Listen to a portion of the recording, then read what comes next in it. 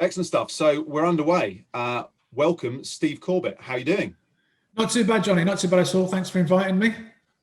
Pleasure to have you here. So, Steve, you're a director at James Harvard, and I'd like you to come onto a bit of your background, tell us a bit more about James Harvard, a bit more about where you've kind of come from your own perspective in a sec.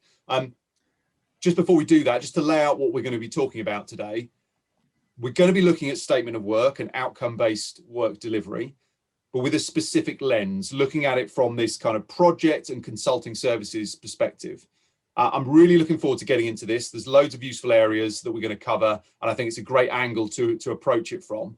But yeah, do you want to get us started and just kind of give us a little bit of a potted history as to where you've come from and how you've got to this point in the industry?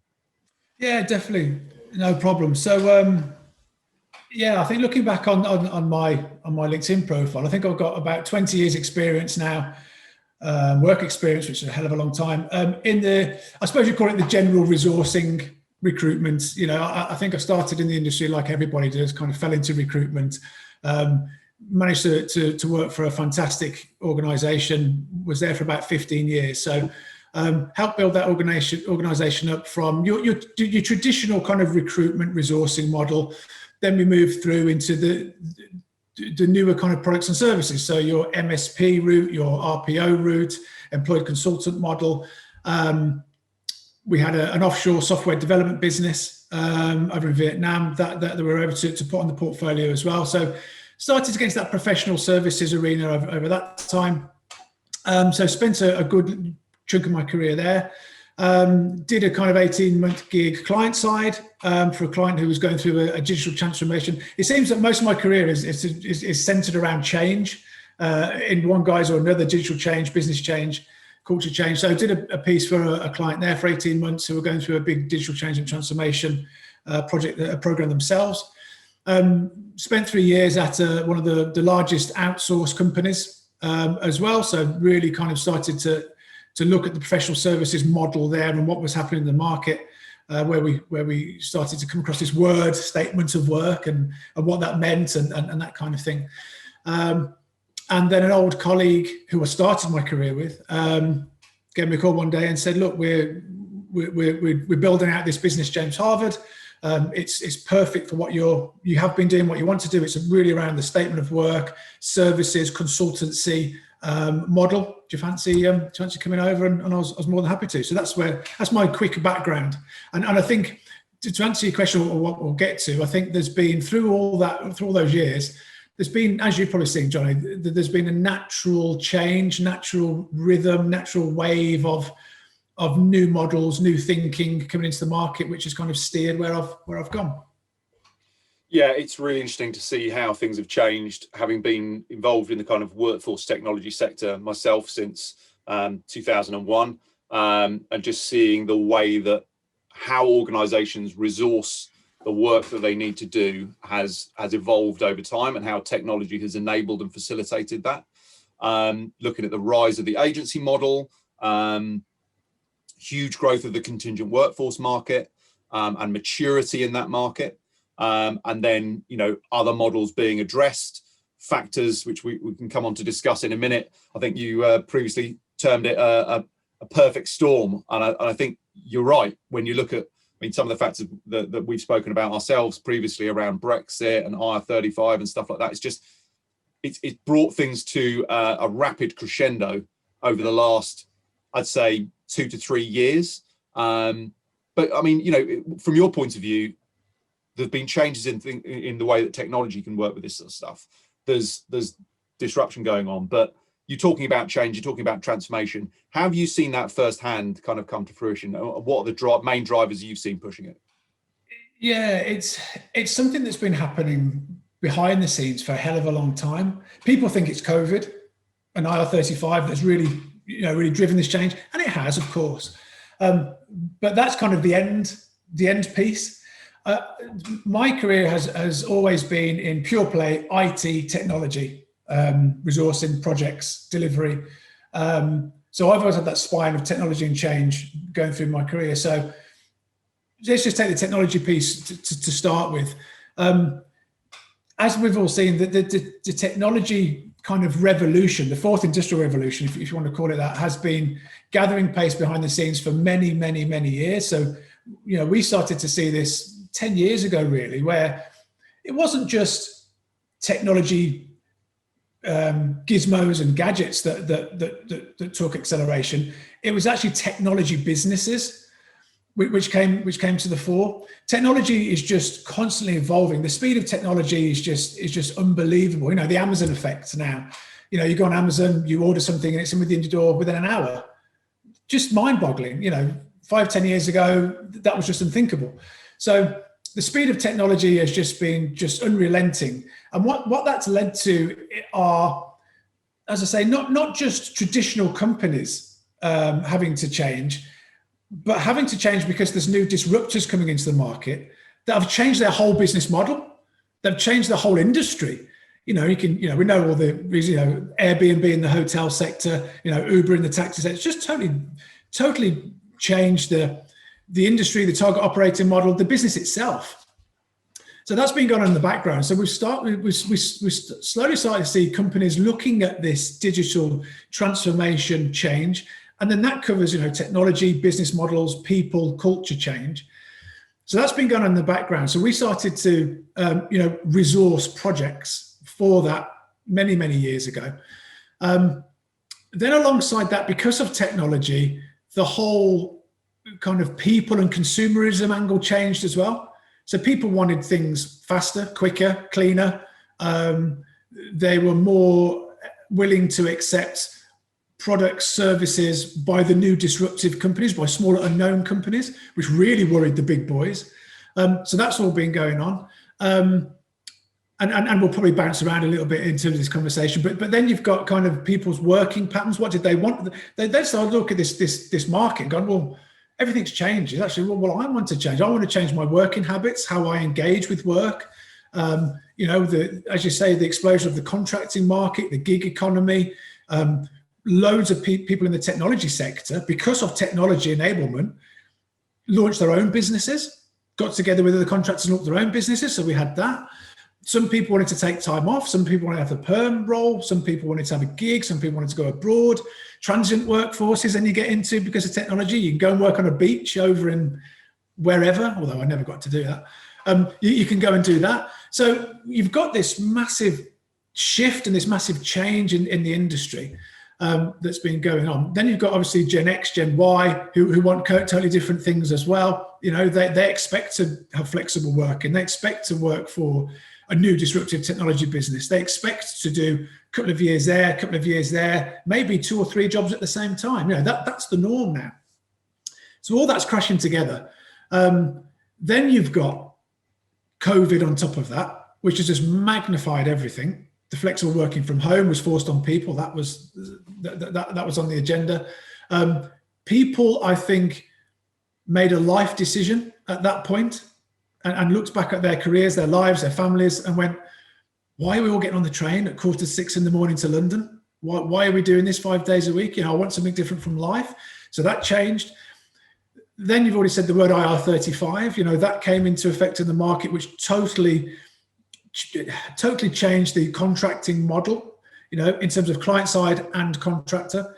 There's been a hell of a lot of stuff. So I think one of the phrases that we use when speaking to clients, I think clients have been battling this for many, many years. It is this perfect storm now. There is an inconvenient truth that big companies maybe just don't have the skills needed internally to drive them through this change. They need external help. I think there's been a massive focus, which I'm sure we'll talk about, in terms of the worker. If they've got a project or if they've got a thing that needs doing, it's got to be permanent. We've got to own the skill. We've got to own the person. It's permanent. Give them a permanent salary. It's easy to put in accounts. We know how much we're going to pay them. It's all that. Whereas now it's changed to, what is the actual work? What is the outcome that you're looking to deliver? Why don't we focus on that and work backwards from there? What's the perfect model to deliver that? So I think that a lot of clients, a lot of boards have wrestled with this. And I think at the end of the day, Johnny, I think clients and companies and organizations just want more measurable and efficient services now. And this now leads into, okay, well, what is that? Well, that's more of the consultancy, outcomes-based. How do we do that? Well, it's a statement of work-ish model. And I think that's where the market and the industry is right now. And it's and a lot of some companies are wrestling with that change at the moment because they're used to the traditional models, whereas other companies have took this on perfectly, and they're totally open to the conversation of, okay, well, outcome-based, statement of work, there's milestones, there's deliverables. Okay, we'll work with a partner who can deliver that for us. So lots going on in the market. Yeah, and the irony is when you look at organizations that are wrestling with it and struggling with like outcome-based delivery using statement of work, if you looked within their procurement department, they're probably spending millions, possibly even hundreds of millions on buying services through statements of work anyway. But it might be that the people that are dealing with contingent workforce, aren't in that world. And so there's this kind of coming together of HR and talent functions and services procurement to actually, ultimately it's about how organizations resource the projects and the work that they need to do. So again, we can talk about it in a bit more detail later, but this concept of the work versus the worker, statement of work isn't a new thing. It's been around for a long time. It's just a contract between an organization and a supplier to say, I will pay you X for you to deliver Y. It's very pragmatic. Everyone knows what they're getting. The company knows how much they're spending. The organization supplying knows what they're going to be delivering. And it doesn't necessarily have to be, it's not the right fit for everything that needs to be done. Yeah. It's a question of where it's most appropriate. It's a very effective resource or work delivery channel. So it's an option that people need to be able to use efficiently, and they haven't been able to utilize it efficiently or really create the visibility and control around it previously that they need to. This is where organizations that are providing services on that outcome basis are able now to provide a much more sophisticated offering, which really packages it up very nicely so it just takes the problem away from the customer. Yep. Now, in some circumstances, obviously there's going to be work they want to get done by their permanent headcount. There's going to be the situations where getting in some contractors absolutely makes sense, making sure they're compliant. This is not just the UK with R35. There are lots of countries addressing this now. But they need to have the option to be able to say, I want to pay X to receive Y service. And I think when you look at the way organizations have changed, you're talking about the gig economy, what people want. 60 years ago, it was a job for life. You just got a permanent job, you work for one company, you got a gold watch at the end of it, and that was it. Whereas, we then moved through this massive growth of the contingent workforce, and then this push into outcome-based, task-based, different methods of delivery. But also, if you look at it from company points of view, the brand is so important now. The purpose of the enterprise organization is so important, both in attracting talent and being able to work with suppliers, and also being attractive to consumers. So the brand is very, very important. Their permanent headcount is still very important and needs to reflect that. But also, if you're a PLC, you're under pressure not to increase headcount because of the cost implications associated with that on a fixed basis. Whereas if you're engaging contingent workforce or you're outsourcing projects, that sits somewhere else. So all of these factors have come in that mean, in my opinion, to be a successful organization in the current market and in the future market, you need to have options, and you need to be able to choose from those options and use the most effective ones as appropriate. And you need to have partners where you are getting stuff on an outcome-based delivery. You need to have partners that can do that for you, can solve that problem. Because I guess from your point of view with James Harvard, there's a problem landing at your door, and you guys have got to have the resource, the capabilities to just take that problem away and provide a great solution. Yeah, you're right. And as I say, I think the statement of work thing has always been around. It's always been around, but as you say, it's always been tucked away in the corner of a company, and it was a special person that looks after that. And actually, the day-to-day business, the important stuff or the bigger stuff was actually over here, and people were wrestling how to do that. And in terms of the service piece, just to focus on that, I always get told off by my boss that we don't sell statements of work. We're not a statement of work company as such. James Harvard is, and just for reference and to frame it, James Harvard is part of the global Hayes Group, so FTSE 250, but we're a standalone professional services business. digital management consultancy. So what we offer is services and outcomes based. So you talk about the service and what clients want there, and going back to more measurable and efficient services.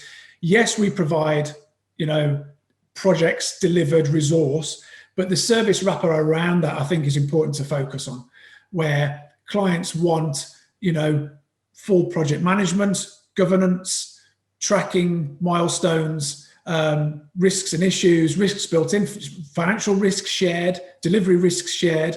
And I think that's the extra piece that clients want now. And as you say, sometimes it's not the perfect solution, because sometimes a permanent person will do, or 5 permanent people do, or a couple of compliant contractors will do.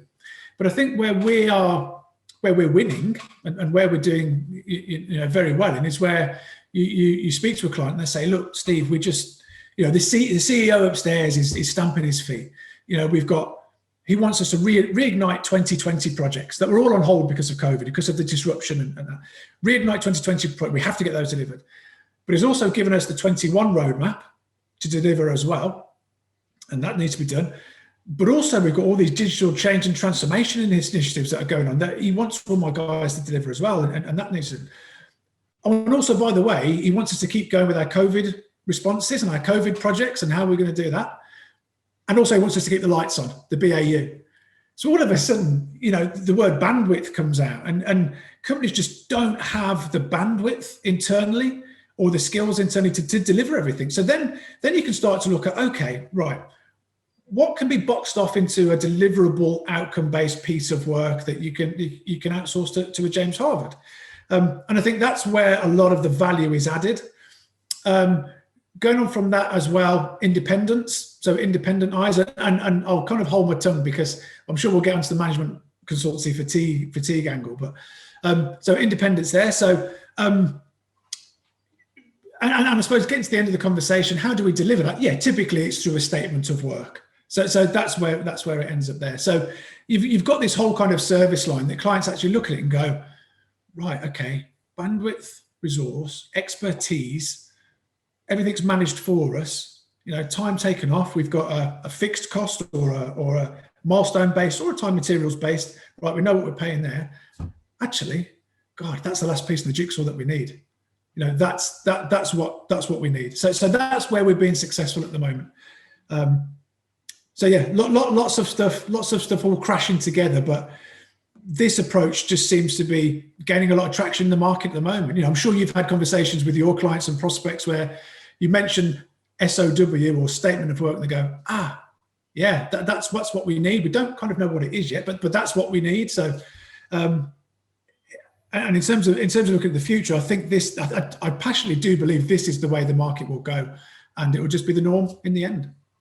Yeah, I mean, it's super pragmatic. So if you're an organization, if you can clearly define your strategy, and it's always just the way my brain works, this always maps out really neatly in my head. Define your overall strategy, communicate that strategy effectively to all parts of the business. Then every part of the business knows what they need to do to contribute to that overall strategy. If they know what they need to do, then that's where you're starting to get towards outcomes. Because, and as I say, there's a time and a place for the different resourcing models. I'm not saying one is better or more effective than another. It's, to coin a phrase, it's horses for courses. But where you can define clear outcomes, that sends a very clear message within the business of, I'm going to achieve X within this department that works towards that overall goal. And it's going to cost Y. So we can budget that. So we know what we're going to get. We know when we're going to get it.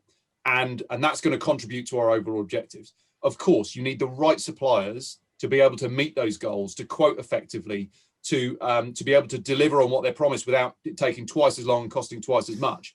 And that's where some of the stuff we're doing, with some cool AI around supplier performance within services is, in my opinion, going to be a complete game changer, because so nuanced. It's always been traditionally very difficult to measure when you compare it to goods or something more binary, or just I'm paying for X amount of hours. But if you're working towards an outcome rather than having people sitting, for example, on a time and material basis, in the right scenario, that for me is very logical, because you could look at it and go, well, it's going to be more expensive to outsource the problem because somebody else is taking on some of the risk and they're going to have to help deliver it. But is that going to be more expensive in the long run of actually getting stuff done that needs to be done. And even just forcing organizations to recognize and clearly define what has to be done. Because I think in a lot of cases, it's hard enough to get for organizations to write even effective job descriptions. So when it comes to creating a statement of work, of saying this is the project, really defining what it is, outlining the problem and coming up with a supplier with a solution, that's in some organizations, that's a bit of a culture shift in some areas, whereas other parts of businesses are absolutely used to working like that. That's what they do all the time. Yeah. So there's a little bit of education for areas where they haven't previously used statement of work as an engagement model. But it's where it's done correctly and where it's appropriate. I think it's brilliant for a business because it just gives them so much data, predictability of what's going to be done, how much it's going to cost and all that sort of thing. So I think there is a definite trend towards it, and cost pressures in the market, competition in the market, the speed of innovation and change, trying to keep up with everyone else, and pressures of things like COVID mean that people need to be able to define these steps towards their own company's success. Yeah, 100%, and you're absolutely right. And we talk of the value cycle in terms of businesses, and you've hit the nail on the head. Companies, there is a little bit of nervous around this model at the moment. Some companies just get it, but when you start talking about the value model, once you start talking more in a services outcomes model, and you start going through a statement of work and listing deliverables and working out what they are, and the model we use is that we co-create the statements of work with the client. We don't just tell the client what they're going to need, and that's great, and we've got a model and a process, and we've used it 20 times before, which we'll come on to. But we co-create the statement of work or the deliverables and the whole project with the client. And then you sit next to a client and you can see the client's mind ticking, going, okay, actually, yeah, what are these deliverables? What are we actually trying to deliver? And they start writing them out line by line and go, actually, I didn't think about that. Could we put that in? And then that goes back internally into their business case and comes back out again. And the cost, and they haven't thought of that. And they need to get that, but they can take that out. And then all of a sudden, the project manager or the program manager, actually, drags you to one side and goes, Steve, actually, thank you. It's helped shape my thinking a little bit. And it's took, 3 months off the project, or it's put 3 months on contingent that we didn't know it's going to need, or we've managed to model our budgets. And ultimately that just leads to better project delivery for the client, not value for us, for James Hard, but actually leads to better delivery for the client, which is kind of what, it should be an end prize in any case. So it sharpens the mind, and I'm sure with your tool as well, which is superb. That just gives that client that focus, that transparency, and that insight into actually what they're delivering. We've all heard the phrases, and you can look these up. 85% of transformation projects fail. We've all heard the stats, and which are just mind bending. The extreme example is the track and trace project for the government. 6 different management consultancies, 37 billion pounds. I still don't think people have really understood 37 billion pounds, which is a ludicrous amount of money, and that system arguably doesn't work. Where was the governance? Where was I'd love to see the statement of work for that. Where was the deliverable? Who was on the, who? So it's happening. Stuff like this happens. Unfortunately it happens. So by using this model, it can focus a client and a supplier's mind to really hit the outcomes and the deliverables that are actually needed, which can only add value. Yeah, I totally agree. And, if you look at the size of the global spend on services procurement, of any kind of service procured, which would generally be procured under a statement of work, in most organizations, Spend Matters have estimated it to be 4 times the size of their contingent workforce spend. And I've seen global estimates. I always kind of quote around $1 trillion annual spend, but I've seen that estimated up to like 20 trillion in some of the research that I think it was Allegis put out. They were kind of sizing it at up to $20 million globally on an annual basis. It's massive, and something that we come across all the time is that people just don't. It's not an area that's been addressed, from a technology point of view, it hasn't been addressed effectively, because procurement's a big thing. And on the one side, when you're dealing with goods and materials, that's quite binary. A lot of it's catalogue, guided buying. When you're buying services, it's not so easy to pin down. Every project is different. Every requirement is different. It can be a blended method of delivery. But there are ways to measure that. But the first thing you need to do is you need to get it into a process that everybody is accepting of and buys into, because that creates the automation that organizations need, where they can do these things effectively, rather than procurement departments having to sit there going through, one procurement person having to do 50 or 100 statements of work manually per week, which leaves them no time to do anything else and probably makes them very dissatisfied. So you need that automation, just automating the things that need automating. But then when you get that, then you've got visibility, and then you've got potential control. And you might not layer on control straight away, but it's there if you need it. And procurement departments have a massive role to play strategically in being a center for information. They're getting external information. We mentioned management consultancies, and we can come on to that briefly in a minute. But the information that's coming in from external suppliers about your organization, the information that's coming internally about what you're doing, the projects that you're working on, how you're working with external suppliers, just all of the data on the delivery, when that's put forward through to the C-suite, ultimately that is incredibly valuable information that should drive this to help drive the strategic path of that particular organization. But it also needs to be flexible. So one of the things I was going to mention was around things like agile delivery. So one of the challenges that that we have to overcome as a technology organization specializing in this area is that the statement of work process is pretty well defined, and that core process is really well defined, but there's a lot of variation around the edges. What if it's an agile project delivery? What if it's something where there's discovery happening throughout the life cycle of the project that can't necessarily be totally defined up front? You need to be able to manage that flexibility around how milestones work, how they're signed off. And like you said earlier about your kind of co-creation of statements of work, suppliers can add so much valuable input. A buying manager might be looking to do a cybersecurity project. They might not be a cybersecurity expert themselves, or certainly might not be to the depth of the expertise within a supplier. So shaping that requirement is something that procurement can allow the buyer and the supplier to do on a self-serve kind of organic basis, but they can oversee it. I think there's huge scope for organizations to take advantage of that.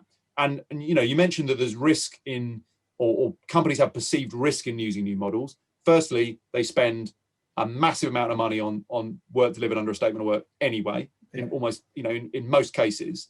But also there's risk in existing models.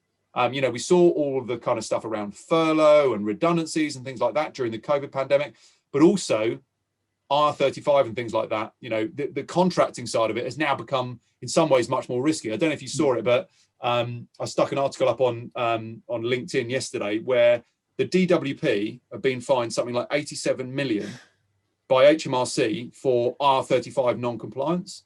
So they're effectively using the CES tool to do their status determinations, and it's turned out that they've made loads of errors and they've got a massive fine around it. So, organizations, I think, R35 was one of those things people were thinking, is it going to happen? Or it's gone down the line. It's here now. And as a kind of statement of intent, that would suggest that HMRC are going to take it very seriously. But there's risks in all of it. Each work delivery model has to be done properly, which is why, from a service delivery point of view for you guys, you're experts in delivering work in the ways that you deliver it. And so therefore you can take a headache away from the client in areas where you have specialist expertise. And I think that's where that this whole thing of using specialist advisors and paying money to have an expert take the problem off your hands, whether it's yourself buying a house or getting some work done to your house, or whether it's an organization buying some services. But with the management consulting side of it, there seems to be a bit of a kind of a sliding scale and a merging of some types of organizations that are maybe being more typically on the management consulting side, with some of the organizations that have worked on the more traditional kind of staffing and resourcing side. What's your view of that market? Because you've kind of seen it from both sides. Yeah, it's a good question. But just before that, going back to your discovery word or discovery piece, I think that plays a massive part in things as well. And you're absolutely right. I just wanted to highlight that. I think a lot of work that we've won and we've taken on against the bigger management consultancies, I should say as well, is the discovery piece. So clients will come to us and say, okay, Steve, we've got this project, or we've got this thing, or we've got this outcome, or we've got this initiative, whatever you want to call it, that we need to deliver, or we've just got a system, you know, or a thing, a widget, a gadget, but we don't really know how it works. We don't know if it talks to that machine, or we don't know if it does that, or we don't know if we can do this project, or what else can we optimize it? You know, the amount of times I've heard we haven't got enough BA resource is just frightening. So where we're kind of doing well at the moment is that discovery initial piece, where we'll go in and we will deploy a team of experts, and a team of experts can be 2, you know, it can be 10, it can be whatever. But to sit down with the client and co-create the kind of pre-project. So, okay, what is the discovery piece? What are you looking to do? You know, does it validate against the business case? Is this project a good idea to start with? Because, you know, we've all come across clients that are panicked, who've got an initiative to deliver, so they'll just shoot off in various different directions. Ultimately, that project will kind of stutter, stall, and fail. So should that project go ahead in any case? Project rescue, project recovery, we're specialists in as well. So that discovery piece is key, which everybody can get involved in around the boardroom table for the client. So procurement, C-suite, HR, you know, everybody can co-create that discovery piece. And I think it's getting the start right. So once you've got that discovery piece up and running and you're delivering that, well, you come to the right outcomes, or at least the right gateposts to the bigger project. And then you can start the bigger project a lot more assured. And, you know, blowing our own trumpets, 9 times out of 10, once we've done that discovery piece, we're asked to stay on to deliver the main projects. And again, just that value cycle of going around and getting to the right outcomes. So just wanted to highlight that. But yeah, in terms of the management consultancy versus traditional model versus this area in between, yeah, there has been emerging, there has been different ways of thinking. There are different elements at force again, and you know, this conversation could get many different layers, Johnny, as you know, but management consultancy as a whole, I think there is, I've heard the word or the phrase management consultancy fatigue in the market. Traditionally, big project, when companies have got big projects or big initiatives, I mean, you know, whopping big projects, 9 times out of 10, they go to the traditional big 4, big 10, you know, we all know who they are, to come in and help them, to partner, to deliver. And that's fine. And you know, I don't want to muddy the water in terms of that industry. But I think that just alongside the speed of change, the speed of technology, agility, disruption, disruptors, going back to, again, clients want more measurable and efficient services. I think there's a bit of a management fatigue where the big 4, the big 10 have been quite relaxed or quite comfortable in their position. You know, it's the old phrase, nobody ever got fired for hiring IBM that can come in. So I think that the big management consultancies have fallen foul a little bit of coming in and thinking that their same processes, their same playbooks, their same, you know, 500 slide PowerPoints are going to solve the problem of today, where just the speed of delivery, the speed of value needed, it's just too quick for them. So I think there's an angle there. The big management consultants have been a bit too slow, a bit too wooden. You know, the amount of CIOs and CEOs I've spoken to that have listed things like too slow, too wooden, you know, death by PowerPoint, not able to pivot left and right quickly, not agile enough. You know, there's the elephant in the room of the eye-watering cost that these guys, you know, bill. On a Monday, you'll get the A team, the senior consultants coming in. A couple of weeks later, you'll go into the same room, and all of a sudden that room's kind of starting to fill up with graduates a little bit and juniors who are learning on the job. So I think there's a bit of management fatigue in terms of the market, of the bigger guys.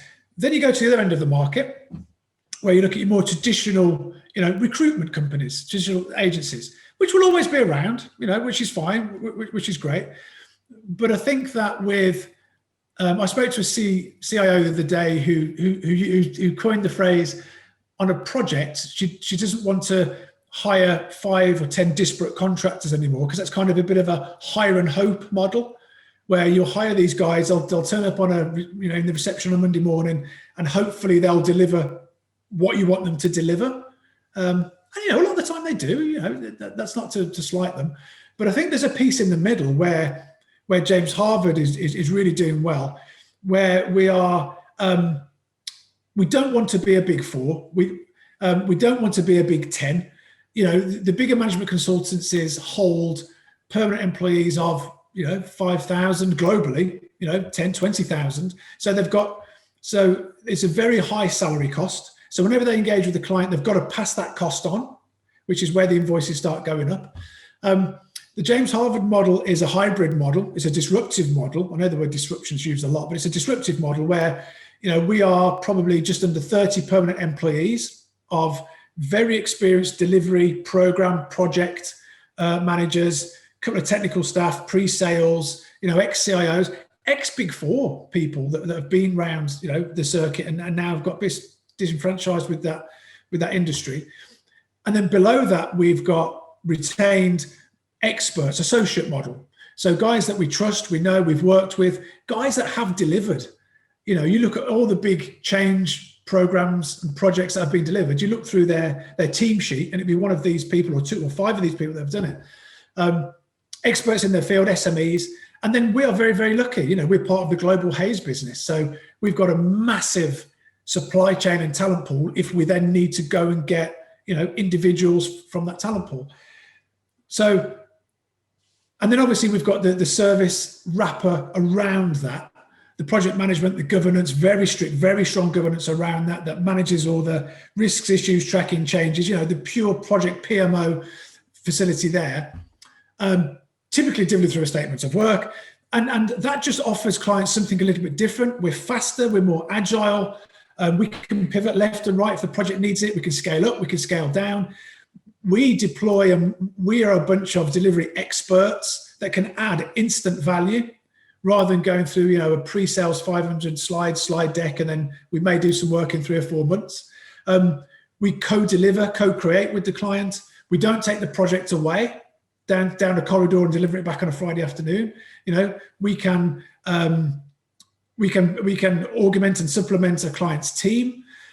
So all these, and obviously we are a bit crude talking about cost and price, but we're just at a better, more transparent price point that the bigger consultancies can offer. Because we don't hold that massive bench. So all of a sudden, this kind of model is very, very appealing to clients, because they get true experts, true agility, much better price point, delivery and financial risk shared as well, know what they're getting, statement of work, procurement, understand it. And that's, I think, where we're winning at the moment. And we're taking a lot of work off the Big 4. Will the Big 4, will the Big 10 always be around? Of course they will, Johnny. They'll always be there. There's an old boys network that they'll always be around. But I think this space in the middle is quite exciting. And for a business like James Harvard, we are growing at a fantastic rate, seem to be well received in the market, and the market seems to be walking towards us as well a little bit. So yeah, that's the kind of proposition that we have. Yeah, I think when you say the market's kind of walking towards it a bit, I would agree that there are a lot of trends in the market that are moving towards a greater acceptance of and a greater willingness to work within an outcome-based scenario globally. So when you look at it in terms of what you guys offer, you mentioned about the flexible capacity and things like that. So do you see that as a clear advantage to have the ability to just scale up and down like that?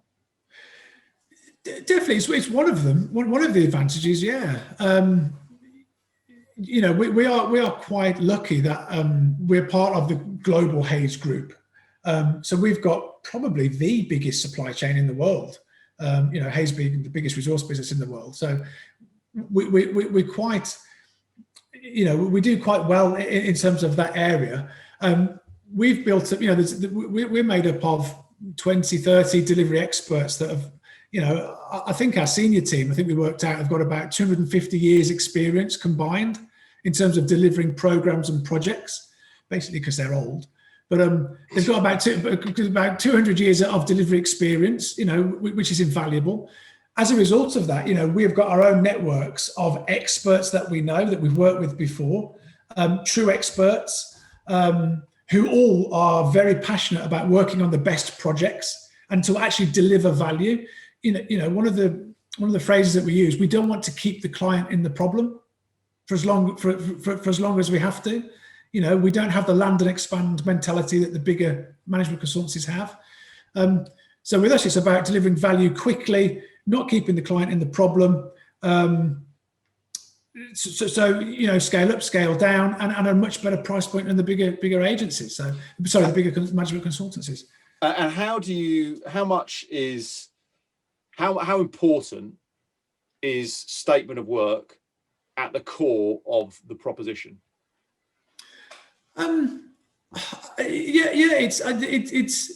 It makes up a massive part of our proposition, because obviously, typically, how do we deliver? Well, it's typically through a statement of work or a contract of services. The service element and what we wrap around that is our big kind of advantage. But the end vehicle is predominantly a statement of work. So that's where we put a lot of emphasis. That, as I say, that's where we co-create that with the client. That's where a lot of our value is driven from. So the client knows what they're getting. So that's a massive part of our proposition. And in terms of when you look at the delivery of a service, and the fact that it's based around outcomes, and the fact that it's contracted through a statement of work where those outcomes are captured and they're delivered against. In your experience of working with customers, what do you see as the kind of key factors growing right from the start of the process that arrive in the successful culmination of the desired outcomes being delivered? Good question. I think you have to start correctly. You literally have to get a blank piece of paper and sit down with the client and understand. And it's about client engagement, client relationship, but it's about getting the right people in the room to crowd round the project, to crowd round the problem, or to crowd round the outcome, whatever you want to call it, and then build it from there. I think the key points is to get the key, as I say, the key people in the room and start to build a statement of work from scratch. Say, okay, well, what are you looking to achieve? What is the project, and what ultimately is the outcome? We don't want to talk about resource yet. We don't want to talk about the middle bit. We want to talk about what the project is, what the outcome is, and the why. Why do you think that's going to add value? Why are you doing this? Why has someone told you to do this? Why do you think this is a good idea? So proper consultancy, because ultimately we want the best outcome for the client. So if we think that the project or the initiative or the bit of work isn't the right thing to do, we'll tell the client. We'll give him our benefit of our years of experience of consultancy and doing this before, and we'll tell the client. But I think the most important thing is to sit down with the client first of all, right at the start, and to map out exactly what, why, how, when. It's all the W words: what, how, why, when the client is looking to deliver, and then start slowly to build that deliverables, outcomes, statement of work. How are we going to get there? What time scales? The whole piece. So in the end, everybody has a document or an artifact that they can always point to. And then the service wrapper goes around that. So we've constantly got touch points with the clients, milestones, meetings, reviews, different sprints. Is the project going well? We'll speak with our consultants, we'll speak to the client, we'll speak to the client stakeholders, and we'll drive that service all the way along to make sure we drive out as best as possible the right outcomes for the client. Yeah, and I think that certainly something we see as a tech provider. There is a clear route to success from making sure that the suppliers the client is working with are onboarded in the right manner, and they've got the right capabilities, and they've got the right accreditations, clearances, whatever it might be, to deliver the work, and that they are compliant with whatever procurement need them to sign in terms of, or agree with in terms of master service agreements, etc. right through any competitive process that might be involved. I'm sure you guys probably come up against that with with the bidding for some of these types of projects. Yeah. Right through the creation of a genuine, as you say, an artifact, a document, a statement of work, which is there, and it's in some ways a living document in the sense that there could be amendments to it as the project goes through delivery. It's only realistic to assume. Yeah, and do you know what? Sorry to cut across, Johnny, but you're absolutely right. So we have the right change requests, the right change gates, the right change process internally at James Harvard, because, you know, more or less we specialize in delivering change programs in some way, shape, or form. Change programs naturally change. You know, they'll go left, they'll go right, they'll go up, they'll go down. So, you know, getting those right change requests, change mechanisms, change gates in place is key as well.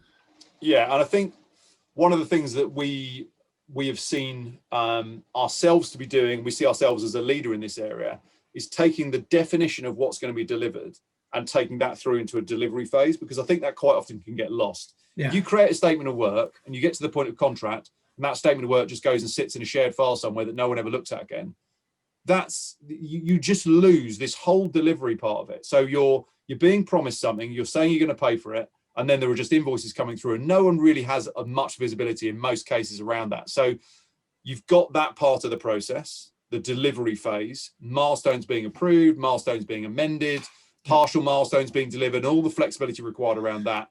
And then you obviously got payment and performance management and stuff like that. But so I see the delivery of services under a statement of work as relatively simple. Not surprising, because that's my focus. But I think there are a lot of misconceptions in the market. There's definitely been a bit of kind of, you know, some grey areas or some just sort of miscommunication of the use of statement of work around things like the IR35 changes, where, you know, it's not a workaround for IR35. It's a completely different way of delivering resource and getting work done. Yeah. But just from your point of view, bearing in mind you've worked in outsourcing, you've worked in traditional recruitment, you've worked in the consulting side, what do you see as the kind of key differences between this kind of recruitment contingent model and then true services, or the different kind of SoW models that you're seeing in the market? Yeah, it's a good point, and, you know, this would probably be my disclaimer and my word of warning to the market and my free consultancy.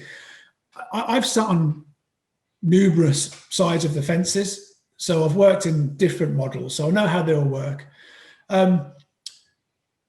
I think where there's opportunity in the market, there's always going to be people who take opportunity for the opportunities. So one word of warning is that there are traditional recruitment companies that offer contractors, you know, PSCs, that will speak to a client, and because of this word, statement of work is quite trendy and it's, you know, linked to IR35, and that they will say that they would do statement of work.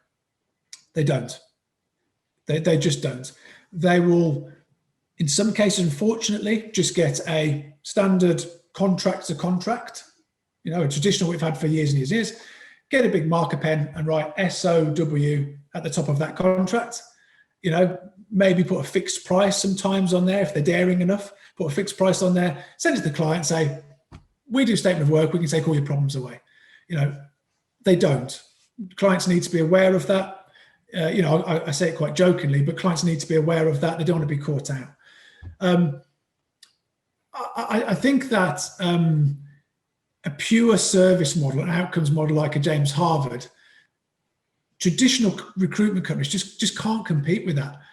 You know, I've just been blown away by the internal James Harvard governance procedures, the internal James Harvard's team in terms of the project management, the PMO, the milestones and gates we internally have to go through, and the governance around our service and what we're delivering to the client. So yeah, I just be a word of caution to the market in terms of make sure you understand, you know what you're getting, and test to the supplier. You know, ask for governance models, for frameworks, for models, for case studies. You know, insist to meet the team and really quiz them.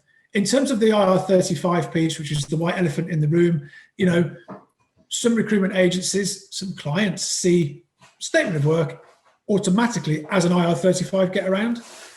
It's not. It's not, and people again need to be very, very careful because they will be caught out. We never sell, we never promote our service and what James Harvard does as an IR35 get around. It's just not. It's ludicrous. I always see. Sorry to cut in there. No, I always see it very simply. If you are, time and materials is but paying for an individual's time.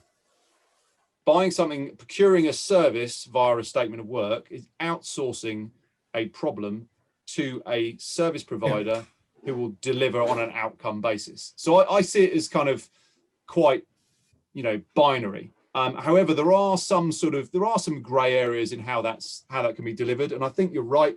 There are some misinformed or underinformed people in the market, whether that's on the client side. Maybe they sit within different areas of procurement or more within HR that aren't so used to dealing with this delivery model. And there are also is the same kind of, underinformed, misinformed element within some of the traditional recruitment businesses. Having said that, there are also some extremely well-informed, extremely well-prepared staffing companies that are addressing this now. It's like you sort of say about the positioning of James Harvard within the Hayes Group. You need specialist expertise because you can't really expect a team that have only ever dealt with contingent workforce to suddenly adapt to this new model. It's just a different way of getting the work done. And I think what I am always impressed with and pleased to see in the market is where organizations that do want to pursue this type of model put specialist dedicated resource behind it that actually understand it, because from a tech provider point of view, that just makes our life easier because they're not trying to get the tech to do something it shouldn't do. It's for statement of work and that's what they're using it for. But from the client point of view as well, however they're delivering that service, there's just a far greater possibility of the right outcomes and the best possible outcomes.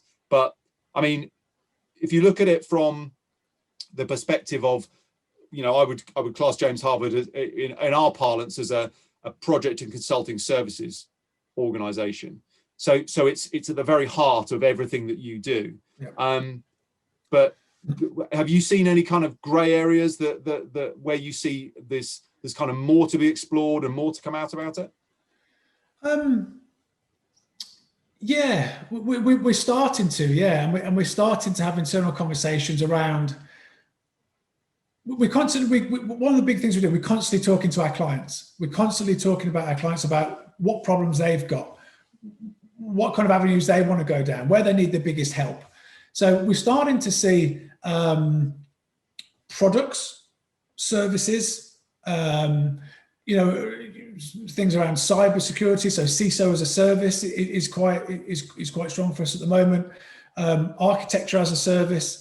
This as a service kind of word is bandied around as well, but it's just easier to kind of communicate that way. So SoW as a service, architecture as a service, burst teams. There's different areas, and then it goes into different industries as well. Different industries really need our help at the moment. Some of the old manufacturing businesses that have been very traditional, bricks and mortar, they are right at the start line, in terms of how they get to the finish line of digital change and transformation. So different areas of industry. So I think this area of the market will only grow. It will only morph. It will accelerate in some areas. Some areas will drop off. What areas they are, Johnny, I couldn't obviously tell you because we're looking at ourselves at the moment. So don't want to give the crown jewels away too much yet. But there are areas that will grow. Yeah, and I think when you look at services procurement and the engagement of suppliers to deliver services under a statement of work, it goes across all industries. I mean, everybody uses consulting firms. Everyone has specialist providers. And as you say, you mentioned your colleague was saying we're not an SoW business. An SoW is just a contract. It's just a vehicle. Yeah. It's just an engagement type. It's the delivery of services under an outcome basis. And one of the areas I wanted to touch on, which is a little bit more of a kind of, existential type question, is just how does this affect people? So how does this affect people who are delivering work? How does this affect the way that people earn a living, in the sense of just this people-orientated view or angle on statement of work and this concept of outcome-based working? Because I've certainly seen it kind of, I mean, it already existed. Statement of work has been around for a long period of time. It accounts for a huge amount of spend of very complex and very important services delivered globally. But then I've also seen growth of things like the gig economy, which has moved towards this kind of chunk, task, outcome-based approach on a more individual level. What's your view, if you take a step back and just look at it from an overall experience, overall kind of resourcing industry's perspective? There's still people doing work. How do you feel? What do you feel are the effects, both the kind of positives and negatives for individuals? Yeah, it's a good question when you look at the human and the people elements of our model, not just our model, but of the industry as well. So we've spoke about just massive disruption, massive change, and that's had an effect on companies, technology, processes, business models, everything else. But it's also had an effect on people as well. So I think one of the reasons where we've been quite successful is because in terms of IT and technology, it's very projects led, it's very delivery led in any case. A business, cylindrical kind of IT programs and projects change, always happening. So people who deliver that already in that mindset of chunks of work. Traditionally, it used to be permanent people, so a permanent member of staff, a BA, a tester, a project manager, or an expert, or whatever, and they'd work in that company, and they'd just go through the cycles of projects there. And then obviously people started to look at the contracting market and thought, you know what, contracting would suit me. Do 6-month piece of work here, 3-month piece of work there, 6 months there, and that started to grow. But I think now we've started to turn towards this statement of work, outcomes-based delivery kind of model. People are really getting excited about this now. And there's a number of people out there that are really project delivery focused, value led. So they want to work on the best projects and programs.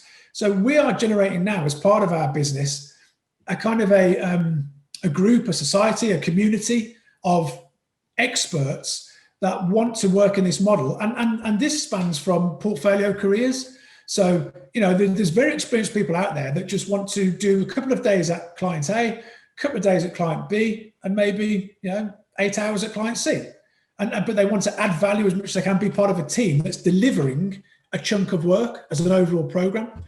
So I think that the industry is taking many turns. I think that the people element plays a massive factor in this as well. People are leaving permanent roles. They're looking at lifestyle choices. How do they want to work?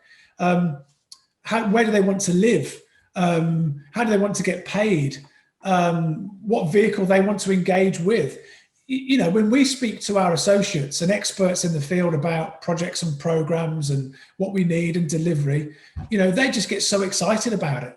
And they're more than willing to come on client calls with us, pre-sales calls with us, to scope out and to help out, drive out what this statement of work should be. It's a massively exciting area, and an area that's only going to grow because of the massive change that we're all going through. So I think it's at various different levels: company, technology, people, culture, lifestyle. I think it hits everybody at the moment. It's as I say, it's an area that's going to keep growing. Yeah, and do you think there's a fundamental trigger for people where they like working towards an outcome? We all know, for example, tech friends who work in the tech industry who might sit there and be working in a permanent role, contract role, whatever it might be. Could even be a project-based role where stuff never gets finished. So it's not that fulfilling in the sense you might be doing clever work each day, but unless you get towards an objective, there's something very rewarding just naturally within the human psyche that's kind of locked into our DNA about achieving an objective. Do you think that plays a factor for the type of experts you're talking about? Yes, I do. And as I say, without getting too deep into it, this touches on the past and the traditional 9 to 5. You kind of turn a wheel. You're not really sure what what the outcomes are or the final objective. That's the way it's been for years and years and years. I think, as you say, humans are naturally aligned to picking up something, a piece of work, whatever it may be, and having an outcome, delivering something, seeing it to the end, giving birth to something, watching it grow, putting their name on it. And I think that this market, and especially James Harvard, attracts those kinds of people, which are the top 5% in the market, which again adds to the value cycle that goes to a client. to say, look, these guys are naturally aligned to delivering a piece of work. They want to add value. They don't want to keep you in a problem. They want to come in, add as much value as you can. And a lot of our consultants and a lot of our associates will crowd around a project and be quite honest and say, look, do you know what? There's only so much value I can add here. I'll do a couple of days. I'll do my bit and then I'll stand back. And that's the kind of community that we're building, which is benefits us and it benefits clients. And it's an exciting area to be in at the moment. Yeah, and I agree. I think from that people's perspective, there is, people want to do what they're good at. Yeah. People want to use their skills. And it's like when you look at kids, when I look at my kids, I wouldn't necessarily say to them, learn this skill, learn that skill, go down this path, go down that path. My main thing would be find something you're interested in. Find something you're interested in and pursue that. Yeah. Get good at something. When you look at that kind of the application of somebody's skills, like you say, people want to work on the best projects. They want to see something through to fruition. They want to feel the recognition of having achieved something. Yeah. Or they want to work at, use their skills and do what they're good at. On the other side of it, from an organizational perspective, there is a growing trend or train of thought or acceptance of the need to address, as you brought up earlier, the work that needs to be done. So in some ways, it's almost counter to the individual viewpoint in the sense that it's looking at the work, not starting with the work, not starting with the individual. What's your view on that side of things? Again, it ties into this big tapestry that we've spoke about in terms of where we've come from and where we've come to. I think there are, as I say, I think with speed of technology, speed of delivery, speed of companies need to change, burning platforms everywhere, IR35, contractors, permanent, inconvenient truths around skills. It's a whole menagerie of stuff. So what spits out of that, what never changes, is the work. What actually needs delivered? What needs delivered? There's a big mess going on here, but what will never change is the work that needs being delivered. So if companies focus on that, the kind of model, the kind of vehicle to get those outcomes done is actually quite irrelevant. And it's a massive mind shift for companies to think about. To go to a provider or a supplier or a consultancy and say, well, this work here needs to be delivered and these are the outcomes, over to you. We kind of don't really care how you deliver it or what people you use, as long as it fits in with the statement of work, obviously. It's quite a mind shift to get companies to follow. But I think we're slowly getting there now. And I think companies are focusing on the work, the outcomes, the end product needs delivered. And the more traditional models that we've been using just aren't fit for purpose anymore, or just don't fit in with the new world. We talk about this new normal. I don't think it just fits in with the new agenda anymore. Yeah, I mean, if you kind of go one level above that, if you say, from an organization's point of view, the most important thing for them to address when they're resourcing anything is what they start with, what needs to be done. Yeah. Rather than saying, we're going to get a contractor in to do this, or we're going to get we're going to build a permanent team around this, or we're going to outsource it. If you start with what needs to be done, then in the first instance, you can work out what's the most effective way to do it. And if you've got options, if you've got the right suppliers who can deliver under a statement of work, if you've got access through staffing companies to effective delivery of contingent labor, and if you've got a highly effective permanent headcount pool, then you've got options. You can do it in the most suitable way. So, yeah, I agree. I think it's a very important standpoint. For me, the beautiful thing about this two-sided part of the conversation, where you're looking at the individual's viewpoint on getting things done and using their skills, which is a very personal, it's a very individual, person-related thing, versus the company side of it, where they need to look at what is it, or they start with what is it that needs to be done. They both tie back to one thing, and that's the outcome. They both tie back to the delivery of an outcome, which is the successful conclusion for the person doing the work, or the supplier doing the work, and also for the organization that's actually getting the work done. And as I said, that's very pragmatic, but it's definitely something that's got more exposure now than I believe ever before. Yeah, everything is under a massive spotlight at the moment. As I say, there are burning platforms out there that are, we've seen companies go to the wall. You know, big blue chips have gone to the wall, and you know what? There will be more.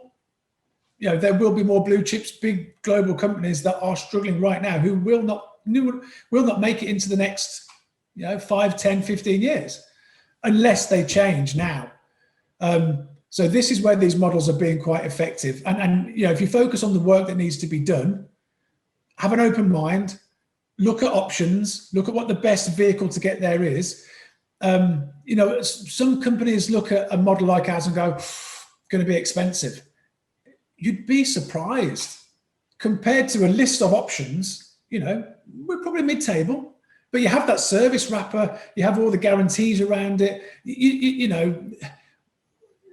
Don't look at cost, look at value. The old phrase. Well, that's it. It depends what gets delivered, doesn't it? So, exactly. So if you look at it and go, well, it's going to be more effective for us to resource this in this way. Well, is it? There's a lot of complexity and a lot of different contributing factors that will affect that.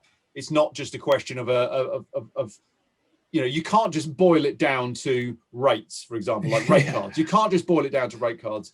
Consultancy A versus consultancy B, 30% difference in rate card, but the cheaper rate card company takes 3 times as long to deliver it. Exactly. It's more than just that. So yeah, even when you look at that against permanent headcount, if you're doing it on a cost benefit analysis, have you got the internal expertise? Or if you're looking at your contractor base, what are people actually doing? How long have they been doing it? Is anyone really focused on the outcomes? And that's the thing I think that a lot of companies are getting switched onto around outcomes from a strategic level is, what you're going to get, where you're going. And, when you look at the change and we talked about the pace of change, you mentioned Amazon. I remember hearing something where Jeff Bezos was talking about their approach to strategy, where they are like the meetings that their management teams are having now are not about what's happening now. Yeah. They're about what's going to be happening in a year's time or 2 years' time, how it's going to be completely different, because the work to deliver what's going to happen now happened a year ago. Yeah. The strategy to do that, and the change is just happening so fast. Yeah. And obviously they're an extreme outlier in terms of their levels of success and their levels of change and adaptation. But actually knowing what you're going to do, it's clear steps towards an objective. Yeah. So that makes real sense in my kind of slightly scientific brain. The way I like to look at things, I'm not so much a creative, more of a kind of scientific type of brain. But it's certainly something that people are waking up to, and they're waking up to it because of the opportunity. They're waking up to SoW because of the risks inherent in their current supply chains, where they will have huge spend on services delivered under SoW that have very little visibility on. You've got compliance risks around that as well, which obviously IR35 is causing people to address. But it's making a lot more people aware of it. It was interesting earlier. You described statement of work as like quite sexy right now. When we started with our building out our technology around statement of work, I really wouldn't have. The idea of talking about statement of work as being quite sexy was literally wasn't. Couldn't have imagined it. But well, just to that point, Johnny. Have you seen some of those contracts? I mean, they are. I wouldn't call them sexy. I just love reading through them. Yeah, but one of the things that we gladly do, and where we add value, is an education piece to talk to a client about what this whole thing is. What it means, ways of working, how to write a statement of work, what should be in a statement of work. We educate on IR35. We educate on consultancy, on delivery, on how this thing works, because I think there's a lot of companies out there that are just bamboozled at the moment. They're just like rabbits in headlights. Disruption, change, they've got to do something. There's IR35, there's different work models, war for talent, whatever you want to call it. And they're kind of just paralyzed in terms of which way to go. So, it's an education piece, I think, for me, you and others like us, to go out there in the market to preach the gospel and say, look, there is another option, one with value, one with service, one with transparency to get that work done. And once you kind of start explaining that to a client, the client ears prick up and they go, yes, that's the final piece in the jigsaw. And if you look ahead, obviously we're still, in I'd still say we're still fairly deep in the whole pandemic situation. You know, obviously the kind of numbers coming out of the UK as we relax restrictions, you're being told they're ramping up. Actually, they've leveled out. It's like, it'll all obviously pan out over time, and it's a global issue. But I guess the next 12 months is a relatively short time scale. But do you have any particular kind of predictions over the next 12 months or even the next 24 months as to how the market's going to change in the way that it's getting work done? Yeah, good question. I think, I'm biased, but I think this model will only grow. Just taking a step back, I think, where are we now? End of July. I think coming to the end of April, May time, it was obvious that the market in terms of technology, business, projects and programs was taking off again. You know, yes, we're still in the grips of COVID and fingers crossed we can get out of this. But the market made its own decision. The economy, capitalism made its own decision and went, right, we're starting. You know, you could even go back to January, February maybe. But, you know, April, May time, you could see this shift in the market of clients coming back online to go, do you know what, we're back on. This working from home thing, well, funnily enough, worked. So that's the conversation itself, but working from home worked, productivity is the same, may have gone up a little bit, green light. And that's my comment before about CEOs now coming down the stairs going, right, guys, we're back on. We need to deliver 2020, 21 projects, digital change, COVID, blah, blah. So the market went back up again. And there's this wheel spin. There's this wheel spin now to get projects done, to get work done. So, you know, taking it from a granular kind of recruitmenty level, our colleagues on the Hay side of the business are absolutely flying. You know, we're back to pre-COVID levels. The contractor market is a tough market now because there's a race for skills and there's a drain for skills off the market. Permanent headcount, permanent recruitment is always tough. There's a total war for talent there. So companies are now going, oh, how else can we do it? Where else do we go to? So James Harvard is doing, sounds like a sales pitch, but doing extremely well. We are just exponentially growing, you know, month on month, year on year, because people are now looking at this model going, do you know what? Your proposition fits what we need. Without getting too deep in it, it just fits what we need. So this services, outcomes-based consultancy, constant value add model just works, and it will only get bigger and bigger and bigger and bigger. Where we go to next, how big we could get, who knows?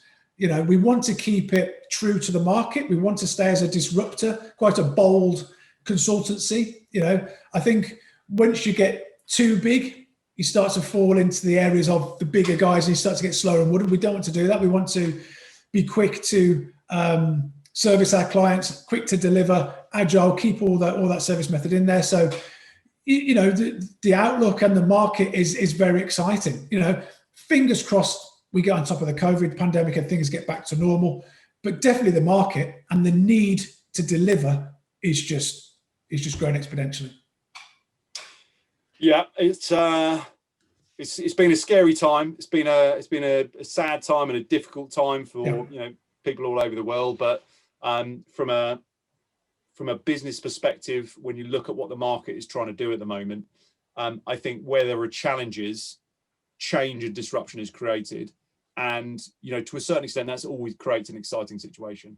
It just means things move along. And when you get an urgent emergency situation, like a global pandemic, who'd have thought we'd ever live through that?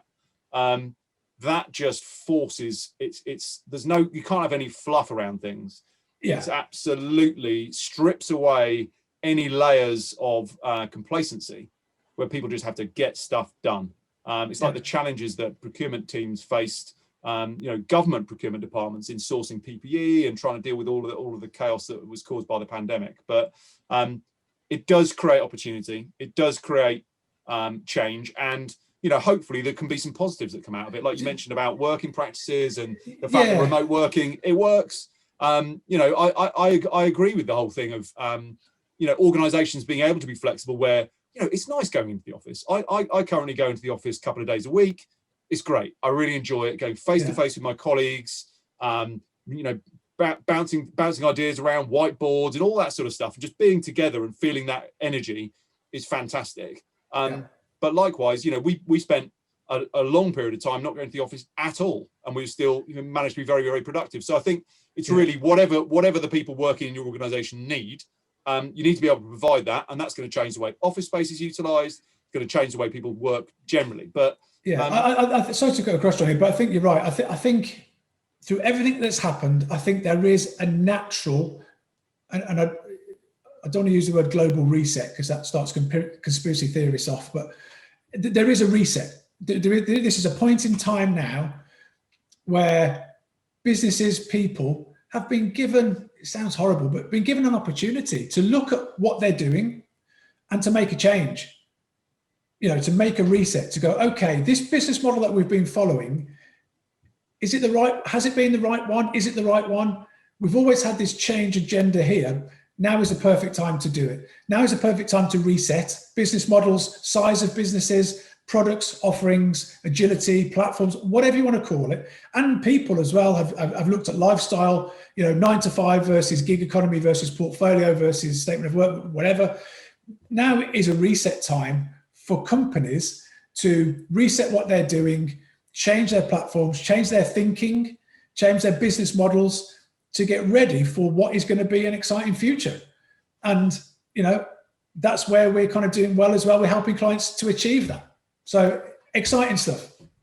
Excellent stuff. Well, listen, really appreciate your time. Let's wrap it up there. Also really appreciate getting your perspective from that angle of the consulting services angle. It's really interesting to get that viewpoint on the market. But yeah, thanks so much for your time. There's probably loads of other stuff that we could discuss further. But yeah, look, I appreciate you taking the time. It's been a very interesting conversation. And yeah, good luck with everything. And hopefully we can catch up again soon. Brilliant. Good luck to you, Johnny, as well. Take care. Thanks a lot. Cheers. Bye-bye.